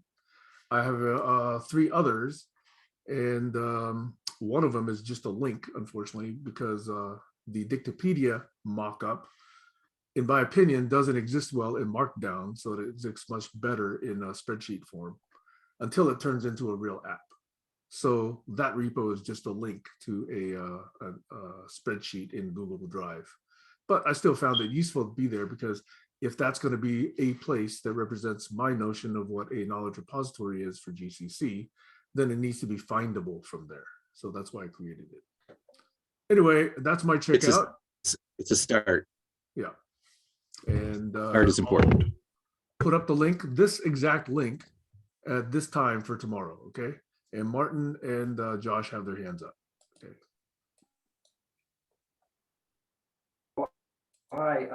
I'm just putting on my, I look way too comfortable. I put something on low heat already, so.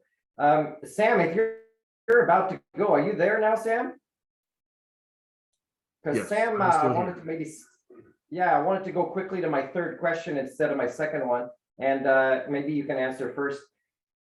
I'm very curious for my own metapsychology and research to ask you guys your opinion on this third question, kind of like the final thread or outcome of my time with you guys this year and this is gonna require, this is human standard kind of question with adults, of our age and stuff. So I am asking you to honestly answer the comparison of your brain's functioning to my brain's functioning. So you can't answer for the group, you can only answer for yourself. And I want the answer to be related to all the different ways you can evaluate a brain, to be successful or to operate well, and whatever, all the different ways you can want.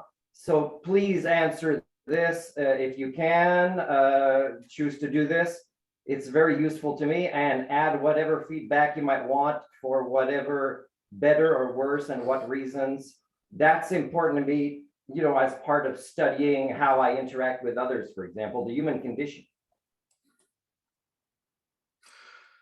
Okay, I'm only willing to answer a small slice of that because that would actually take quite a bit of time, which is more than we have before the top of the hour. But Yeah, I think we got 4 minutes left. What I will do is I'll bring you back to a question that both Barry and I did ask you from last week, which is, it would be odd to me that you choose to represent in a very enthusiastic way HSD and the life skills, and yet still admit that you were not living according to that and behaving according to that last week. That I find curious. And that's what I can answer in response to your question in this short amount of time. HSD. Yep, and I'll just check out too. And Martin, I subscribe to your YouTube channel, so I'll be following you on YouTube. And I hope your adventures are awesome, and I wish you warm in your motorcycle endeavors. I admire that, going out in the cold. And I just wanted to check out with what's going on in the news, and we can talk about it next week. But the idea of Elon Musk buying Twitter for $44 billion in order to open source the algorithm to allow for moving forward of humanity in all countries to have an open platform to speak that isn't deplatforming people and letting freedom of speech go throughout the world. Is it okay if I interrupt you, Joshua? Because I also want to see if anybody else. No, it's not. It's not okay. Just because there's 2 minutes and I want to let Alex speak. But thank you for asking. And I just want to, something that I've been on my mind for the last 5 years since I've been at GCC is to allow for things to be open source in a way that everyone gets a chance to work together and collaborate globally without powering over each other. And I think this is a very big thing that's happening right now, is standing up a platform that already exists without power over, and open sourcing the algorithm of Twitter is a big deal, but I'd like to open source the algorithm of GCC. And with that, I am checking out and complete. And thank you. Some ahead, poetry. Thank you. Thank you, Josh. Martin wanted to reply to that, something you said, Josh. So what was that about, Martin? I'll go after you. Oh, it's still my turn because I'm waiting for the answers, and Joshua didn't have an answer. So I just wanted to say that, that's important to me what I asked. So I wanted to give people the chance to finish that up. Thank you. Well, I think we were checking out, not going through a round of question and answer. We only got 1 minute left. Go, Alex. My answer, my response, if you like, to Martin's request, I look for what people are saying, But talk is all talk, and we know this. Action is action. So I do look more to what people do rather than what they say. I look at the actions people take in their life and in the world and on the internet. And that gives me a much deeper insight into what's really evolving as a collective collaboration of co-creators. This is where the action is for me, and that's why I look for the evidence of that. So if you're not writing a book, but you are doing other things, they're interesting. They're YouTube channels, they're collaborations of different types online, and they're all part of the pie. So they all add to the mix, and that's good. It's action. So we are really making progress in a sense, but don't forget, talk is all talk, unless you back it up with something you do. Over.